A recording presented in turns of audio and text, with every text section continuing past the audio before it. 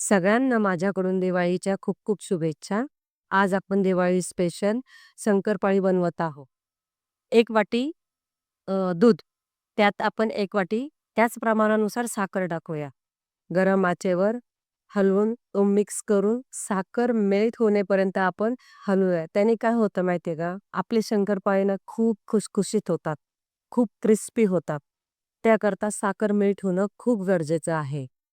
आणि तुम्हाला जर खूपच घाई असेल तर तुम्ही पिठी साखरेचं प्रमाण 1 वाटीच्या ऐवजी थोडं जास्त वाढवू शकता. मग आपण यात 1 वाटी तूप टाकूया, साजूक तूप.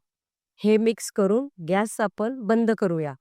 या मिश्रणामध्ये जेवढं आपलं मैद्याचं पीठ बसू शकतं, आपण ते स्पॅच्युलानी एकत्र करायला गरजेचं आहे.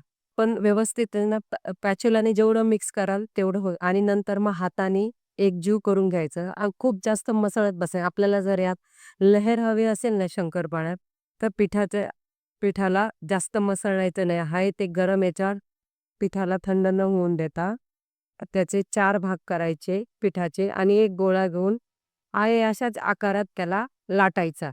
हे बघा लाटल्यावर कसा थिकनेस तुम्हाला जेवढा पाहिजे तेवढा करून लाटून झाल्यावर साईड कट करून घेणं गरजेचं आहे. केल्यावर आपल्याला जसे शंकरपाळ्याचे आकार हवा आहे तुम्ही तसं त्याला कट करून घ्या आणि एकीकडे तेल तापण्यास तुम्ही ठेवू शकता. जोवर तेल गरम होतंय तोवर आपले शंकरपाळे करून होत आहे आणि हे बघा क्रिस्पी शंकरपाळे झाले बघा किती लहेर त्याला सुटलेली आहे. सो बघा एकदा करून आवडल्यास सबस्क्राईब करा. Thank you. Happy Diwali once more.